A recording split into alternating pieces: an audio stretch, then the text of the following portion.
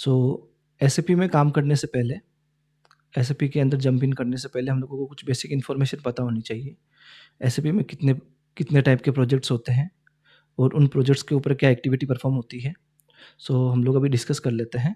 तो पहला आता है इम्प्लीमेंटेशन प्रोजेक्ट। इम्प्लीमेंटेशन प्रोजेक्ट के ऊपर generally client first time SAP लेता है, तो क्लाइंट के साथ में हम लोग उसकी बिज़नेस का रिक्वायरमेंट हम लोग उससे डिस्कस करते हैं, उसका बिज़नेस समझने की कोशिश करते हैं, उसको डॉक्यूमेंट करके उसका एज बनाते हैं, देन उसको एसएपी में क्या मिलने वाला है उसके लिए टू बी बनाते हैं, देन उसका ऑर्गेनाइजेशन स्ट्रक्चर वगैरह फाइनल करते हैं, मास्टर डेटा का सेटअप फाइनल करते हैं, देन उसका कॉन्फ़िगरेशन करते हैं एंड टेस्टिंग परफॉर्म करके उसका डेटा अपलोड करके उसका गो लाइव करते हैं। सो ये जनरली इम्प्लीमेंटेशन प्रोजेक्ट पे काम होता है। देन फिर सेकंड आता है रोल आउट, जिसके अंदर ऑलरेडी क्लाइंट के यहाँ पे एसएपी लगा हुआ है एंड उसके यहाँ पे एड ऑन हो रहा है। कुछ कंपनी अगर नया एड ऑन हो रहा है तो कंपनी को हम लोग कंसिडर करेंगे, या कुछ नया प्लांट एड ऑन हो रहा है तो उसको प्लांट को एड ऑन करेंगे। कंपनी या प्लांट का डेटा ऑर्गेनाइजेशन स्ट्रक्चर में एड ऑन करने के बाद में हम लोग एग्जिस्टिंग टेम्पलेट को यूज़ करके उसका डेटा अपलोडिंग का एक्टिविटी परफॉर्म करते हैं एंड उससे उसके टैक्सेस और करेंसी से रिलेटेड अगर कुछ चेंजेस है तो वो चेंजेस परफॉर्म करते हैं एंड डेटा माइग्रेशन का एक्टिविटी कंप्लीट होने के बाद में टेस्टिंग करके उसका गो लाइव करते हैं। थर्ड आता है support project. Generally support project के अंदर जहाँ पे एसएपी ऑलरेडी गो लाइव हो चुका है, client already data entry perform कर रहा है प्रोडक्शन सर्वर के अंदर और उनको डे टू डे में कुछ बग्स आते हैं, कुछ एरर आते हैं, तो उनको रिजोल्व करने का एक्टिविटी रहता है एंड अगर उनको कुछ एड ऑन चाहिए होता है, सिस्टम में कुछ इन्हांसमेंट करना है या कुछ रिपोर्ट में कुछ कॉलम एड ऑन करने हैं, तो ये सब एक्टिविटी जनरली सपोर्ट प्रोजेक्ट में कंसिडर होती है। इनको हैंडल करने के लिए हम लोग जैसे L1, L2, L3 priority decide करके उनके इश्यूज़ को रिजोल्व करते हैं। जनरली सपोर्ट प्रोजेक्ट मतलब एएमएस प्रोजेक्ट्स होते हैं। देन फोर्थ में आता है अपग्रेड प्रोजेक्ट। अपग्रेड प्रोजेक्ट के अंदर जनरली ऑलरेडी एसएपी पे है बट एसएपी का ओल्डर वर्जन है, हायर वर्जन के ऊपर जाना है, तो जनरली वहाँ पे कोड का चेकिंग सबसे पहले एक्टिविटी परफॉर्म करते हैं, क्योंकि कोड एडजस्टमेंट ज़रूरी है। नए अपग्रेड वर्जन के अंदर किस तरीके से टेबल चेंज हुई है या किस तरीके से कुछ फील्ड का एड ऑन हुआ है जो पुराने सिस्टम में एग्जिस्ट करते थे, नए में से एग्जिस्ट नहीं करते, तो वहाँ पे वो एटीपी चेक करके उसका एक्टिविटी परफॉर्म करते हैं। देन उसको सिस्टम को कोड का अब करेक्ट करने के बाद में उसको सिस्टम पे लेके अपर वर्जन पे लेके जाया जाता है। देन फिर आता है merger, demerger, carve out type के प्रोजेक्ट्स, जिनके अंदर ऑलरेडी अगर एसएपी लगा हुआ है तो एक कंपनी के अंदर एसएपी चल रहा था, अभी उनको एक कंपनी से दो कंपनी बनानी है, दो कंपनी बना दिया है या दो कंपनी में एसएपी यूज़ करना है, देन तो उसका डीमर्जर करके एक कंपनी से उसका डेटा को दूसरी कंपनी में लेके जाते हैं एंड अगर मर्जर करना है तो दो कंपनी का ऑलरेडी चल रही थी एसएपी के अंदर, उनको सिंगल कंपनी में कन्वर्ट करना है तो वो मर्जर में इंक्लूड हो जाता है। कारआउट के अंदर एसएपी ऑलरेडी यूज़ कर रहे थे बट कुछ लिमिटेड डेटा उनको नए बॉक्स में डालना है और उस नए बॉक्स के अंदर कुछ एक्टिविटी परफॉर्म करनी है, वो सब कारआउट प्रोजेक्ट में आते हैं। देन फिर एक आता है कन्वर्जन प्रोजेक्ट, जिसके अंदर उनके यहाँ पे ऑलरेडी एक पुराना वर्जन है जहाँ पे एसएपी चल रहा है और उस वर्जन से उनको नए वर्जन में जाना है, लाइक ईसीसी से S/4HANA।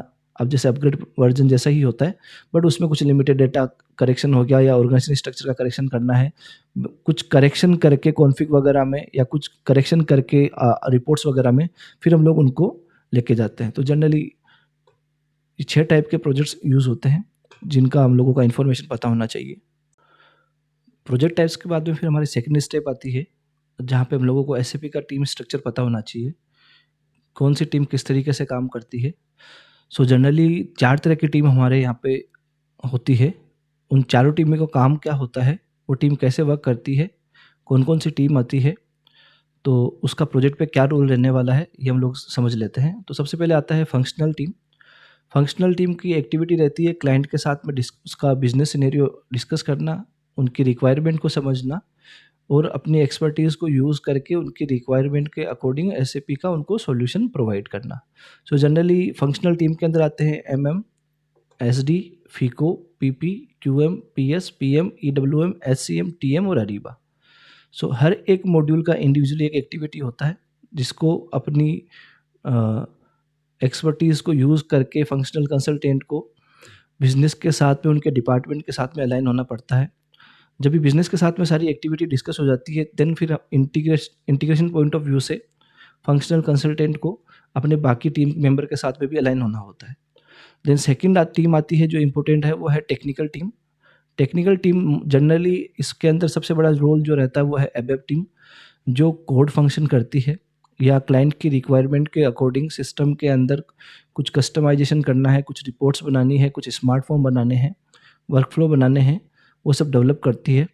वर्कफ्लो का मैंने यहाँ अलग से टीम मेंशन किया, बट ज़रूरी नहीं कि वर्कफ्लो के लिए अलग से टीम रहे, फियोरी के लिए अलग से टीम रहे। जनरली एबेब की टीम ही सारी एक्टिविटी परफॉर्म कर देती है। देन फिर सीपीआई आती है। सीपीआई का काम होता है इंटीग्रेशन करने का थर्ड पार्टी के साथ में। पीआईपी वो लेगेसी इंटीग्रेशन है, जनरली ये इतना यूज़ नहीं होता आजकल। देन फिर आता है एसएपी बीटीपी। क्लाउड प्लेटफॉर्म के ऊपर अगर कुछ चेंजेस परफॉर्म करने हैं, क्लाउड के ऊपर कुछ कोड, अगर फियोरी के अंदर कुछ एड ऑन करना है, फियोरी में कुछ नई ऐप वगैरह बनानी है, तो जनरली एसएपी बीटीपी काम में आता है। Then Fiori front end app develop करने के लिए उनका कंसल्टेंट अलग से होता है जो फियोरी के ऊपर एक्टिविटी परफॉर्म करके देता है। देन हम लोग उस आईडी के अकॉर्डिंग या उस यूआरएल के अकॉर्डिंग हम लोग फियोरी एप्लीकेशन को एक्सेस करते हैं। देन आता है बेसिस टीम। बेसिस टीम हम लोगों को जनरली सिस्टम को इंस्टॉल करके देता है, यूजर क्रिएशन करके देता है, रूल्स एंड ऑथराइजेशन क्रिएट करके हमारी आईडी को असाइन करके ऑथराइजेशन मैनेजमेंट सेट करके देता है। देन टीआर मूवमेंट वगैरह एक्टिविटी करने के लिए अगर क्लाइंट अगर बड़ा है, अगर वहाँ पे बड़ी टीम है, देन टीआर का एक्सपोर्ट करने का, इंपोर्ट करने का काम बेसिस टीम ही करती है। और ये सिस्टम का परफॉर्मेंस ट्यूनिंग करते हैं जिससे कि सिस्टम जो स्लो हो रहा है, सिस्टम की परफॉर्मेंस इंक्रीज हो जाए, सिस्टम में स्लोनेस नहीं आए। देन फिर आता है GRC team, security team. Generally ये क्लाइंट के साथ में डिस्कस करके किस यूज़र को क्या रूल्स एंड ऑथराइजेशन प्रोवाइड करने हैं वो सब रहता है। जनरली ये सब काम बेसिस टीम भी करती है। अगर जहाँ पे जीआरसी टीम की क्लाइंट जीआरसी टीम को नहीं लेते, वो अपनी बेसिस टीम के थ्रू ही ये सब काम करवा सकते हैं, जहाँ पे रोल क्रिएट करना है, ऑडिट कंप्लायंस करनी है, रिस्क एनालिसिस करना है। सो कुछ टीम की ज़रूरत प्रोजेक्ट पे नहीं होती। इन केस अगर प्रोजेक्ट बड़ा है, बड़ी टीम है, देन वो सब टीम का बाइफर्केशन करके वो टीम वहाँ पे बन सकती है। अदरवाइज छोटी टीम से ही वो सब एक्टिविटी हैंडल हो सकती है। जैसे जीआरसी का काम जो है वो बेसिस टीम कर सकती है, वर्कफ्लो का काम एबेब की टीम कर सकती है, एमएमएसडीए फंक्शनल मॉड्यूल मिलके जनरली एमएमएसडीए सीओपीपीक्यूएम से ही काम चल जाता है, बाकी मॉड्यूल की भी जरूरत नहीं पड़ती। इनकेस अगर प्रोजेक्ट बड़ा है तो वहाँ पे टीम स्ट्रक्चर भी बड़ा लगता है। टीम फाइनल होने के बाद में फिर नेक्स्ट प्लान आता है प्रोजेक्ट का। प्रोजेक्ट के ऊपर सबसे जो बड़ा मेन एक्टिविटी है, जो हर एक कंसल्टेंट को पता होना चाहिए या हर एक टीम मेंबर को पता होना चाहिए, वो है project plan. Generally project plan बनाता कौन है, उस प्रोजेक्ट प्लान के पीछे का रोल क्या होने वाला है, क्या एक्टिविटी परफॉर्म होने वाली है, ये सब एक टीम मेंबर को पता होना चाहिए। सो उसके अंदर जनरली प्रोजेक्ट प्लान बनाने का एक्टिविटी पीएमओ करता है, जो अपने प्रोजेक्ट के ऊपर स्टार्ट डेट और एंड डेट, जो अपनी गो लाइव डेट है उस डेट के अकॉर्डिंग, या जिस दिन से किक ऑफ हो रहा है, किक ऑफ से लेके गो लाइव तक का एक डेट उसमें वो चार्टर से में डिफाइन करता है, जहाँ पे इंडिविजुअली हर एक एक्टिविटी के ऊपर किस एक्टिविटी पर कितना टाइम देना है, उसमें कितना बफर टाइम बनाना है, ये सब एक्सेल के ऊपर एक चार्ट बनता है या प्रोजेक्ट प्लान बनता है। उस प्रोजेक्ट प्लान के अकॉर्डिंग जो हमारी किक ऑफ डेट और डेडलाइन डेट रहती है, डेडलाइन डेट के बीच में पीएमओ हमारे या प्रोजेक्ट मैनेजर, जो हर एक मॉड्यूल का आर्किटेक्ट है या लीड है, उनके साथ में प्लस बिजनेस की टीम के साथ में अलाइन करके उसकी डेट फाइनलाइज करता है कि ये वाली एक्टिविटी में इतना टाइम लगेगा, इतना हम लोग बफर कंसिडर कर सकते हैं। जब प्रोजेक्ट प्लान फाइनल हो जाता है तो उसकी रिस्पॉन्सिबिलिटी प्रोजेक्ट प्लान के अकॉर्डिंग प्रोजेक्ट को फॉलो करना या प्रोजेक्ट का एक्टिविटी चलाना, ये सब काम रहता है पीएमओ का, या आप ऐसे बोल सकते हैं प्रोजेक्ट मैनेजर का। प्रोजेक्ट मैनेजर का एक्टिविटी रहता है कि उस पर्टिकुलर प्लान के अकॉर्डिंग अपनी टीम के साथ में अलाइन होना, उनसे वीकली स्टेटस लेना या डेली स्टेटस लेना, रिस्क हाईलाइट करना, कौन सा पॉइंट पीछे रह रहा है उस पॉइंट को हाईलाइट करना, और किस तरीके से उस एक्टिविटी को क्लोज कर सकते हैं वो डिसाइड करना। ये सब एक्टिविटी आती है प्रोजेक्ट प्लान के अंदर। सो प्रोजेक्ट प्लान के अंदर जब ये सब फाइनलाइज हो जाता है, हमारा डेडलाइन बन जाता है, हमारे माइलस्टोन सेट हो जाते हैं, हम लोग इंडिविजुअली हर एक माइलस्टोन के अकॉर्डिंग अपने प्रोजेक्ट को चलाते हैं, उस प्रोजेक्ट के ऊपर अपनी टीम को ट्रैक करते हैं, टीम का या हमारा प्रोसेस स्टेटस ट्रैक करते हैं। तो उसके अकॉर्डिंग, प्लान के अकॉर्डिंग अगर रहता है तो हमारी डेडलाइन मैच हो जाती है। अदरवाइज हमारे अगर प्लान परफेक्ट नहीं है तो हमारे प्रोजेक्ट के फेलियर के चांसेस भी इंक्रीज हो जाते हैं।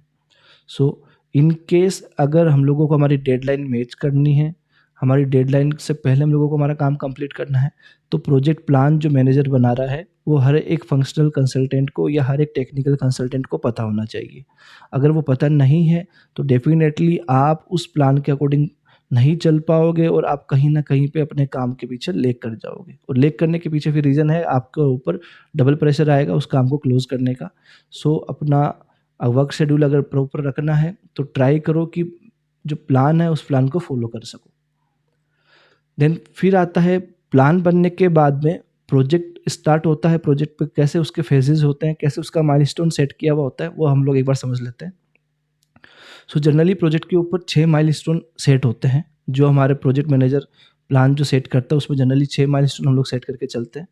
पहला आता है प्रोजेक्ट प्रिपरेशन, जहाँ से हमारा किक ऑफ मीटिंग होता है, क्लाइंट को हमारी टीम के साथ में इंट्रोडक्शन होता है, टीम का इंटरेक्शन क्लाइंट के साथ में होने के बाद में देन स्कोप एंड टाइमलाइन जो है वो फाइनल किया जाता है कि ये इस पर्टिकुलर टाइम पीरियड के ऊपर हम लोगों को ये माइलस्टोन कंप्लीट करने हैं।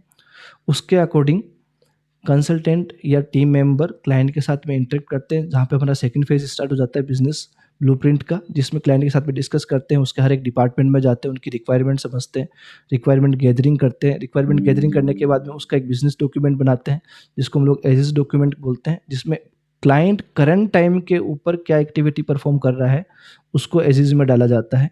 एजिस को देख के ही बीबीपी का डॉक्यूमेंट रेडी होता है, जिसके अंदर क्लाइंट को एसएपी के एंड से हम लोग क्या देने वाले हैं वो डिसाइड होता है, और एसएपी से उनको क्या मिलने वाला है। अगर उनकी करंट प्रोसेस में और एसएपी से की जो प्रोसेस हम लोग दे रहे हैं उनको, उस प्रोसेस में कहीं पे गैप आ रहा है तो उस गैप के ऊपर डिस्कशन होता है, एंड उसको किस फेज़ में करना है उसको डिसाइड किया जाता है। अगर वो करंट फेज़ में हो सकता है तो उसको फेज़ में इंक्लूड करके गैप फिट एनालिसिस में डाल दिया जाता है। बीबीपी फाइनल होने के बाद में, बीबीपी साइन ऑफ होने के बाद में, फिर उस बीबीपी के बिहाफ के ऊपर बना हुआ केडीएस, या बीबीपी से पहले हम लोग केडीएस बना सकते हैं। केडीएस और बीबीपी फाइनल होने के बाद में हम लोग फिर आते हैं रियलाइजेशन फेज में, जहाँ पे आके हम लोग कॉन्फ़िगरेशन करते हैं, और जो हम लोगों ने पॉइंट्स हाईलाइट किए हैं या पॉइंट हम लोगों ने आइडेंटिफाई किए हैं ड्यूरिंग बीबीपी, जो राइसेप के पॉइंट्स है, उन राइसेप के पॉइंट्स के ऊपर हम लोग काम चालू कर देते हैं। जनरली राइसेप का मतलब है, आर का मतलब रिपोर्ट, आई का मतलब इंटरफेस, सी का मतलब कन्वर्जन, ई का मतलब इन्हांसमेंट, एफ का मतलब फॉर्म और डब्ल्यू का मतलब वर्कफ्लो। तो ये जितने भी हम लोगों ने एबेप से रिलेटेड ऑब्जेक्ट हाईलाइट किए हैं या आइडेंटिफाई किए हैं बीबीपी के अंदर, जिनके ऊपर हम लोगों को हमारी टेक्निकल टीम की रिक्वायरमेंट रहेगी, उन ऑब्जेक्ट के ऊपर रियलाइजेशन फेज में काम स्टार्ट हो जाता है। जब हमारे कॉन्फ़िगरेशन कंप्लीट हो जाता है, राइसेप के ऑब्जेक्ट कंप्लीट हो जाते हैं, उसके बाद में फर्स्ट राउंड फंक्शनल कंसल्टेंट अपना टेस्टिंग परफॉर्म करता है। यहाँ से हमारा टेस्टिंग फेज स्टार्ट हो जाता है। कंसल्टेंट अपने मॉड्यूल का टेस्टिंग परफॉर्म करने के बाद में अपने टीम मेंबर्स के साथ में बाकी मॉड्यूल के साथ में इंटीग्रेशन टेस्टिंग परफॉर्म करता है। जब भी हमारा इंटीग्रेशन सक्सेसफुली हो जाता है देन फिर हम लोग क्लाइंट को हमारा सिस्टम दिखाते हैं, उनको सबसे पहले यूज़र ट्रेनिंग देते हैं। यूज़र ट्रेनिंग देने के बाद में उनसे यूएटी कराते हैं। यूएटी फाइनल होने के बाद में फिर हमारा नेक्स्ट फेज आता है डिप्लॉयमेंट, जहाँ पे आके हम लोगों ने जो डेटा माइग्रेशन के टेम्पलेट बनाए हैं, उन टेम्पलेट के अंदर क्लाइंट को शेयर करके उनसे डेटा लेते हैं। डेटा मिलने के बाद में एक पर्टिकुलर टाइम पीरियड के अंदर एक कटओवर एक्टिविटीज़ स्टार्ट हो जाती है, जहाँ पे हमारा मास्टर डेटा क्या है, हमारा ट्रांजेक्शन डेटा क्या है, उस डेटा को सिस्टम के अंदर कटओवर एक्टिविटी के थ्रू लोड कर देते हैं। लोड होने के बाद में हमारी एक पर्टिकुलर डेट को हमारा गो लाइव परफॉर्म हो जाता है, या हम लोग गो लाइव अनाउंस कर देते हैं। गो लाइव हो जाने के बाद में फिर हमारा 1 से 2 महीने का हाइपर सपोर्ट हो सकता है, जिसके अंदर अगर कुछ प्रॉब्लम आ रही है तो उसका बग फिक्सिंग हम लोग करते हैं। यूज़र को अगर कहीं पर रिक्वायरमेंट है, कहीं पे हेल्प चाहिए तो वहाँ पे उसको हेल्प करते हैं। तो जनरली इस तरीके से हमारा जाके प्रोजेक्ट एंड होता है। Start, preparation, blueprint, realisation, testing, go live, support end and.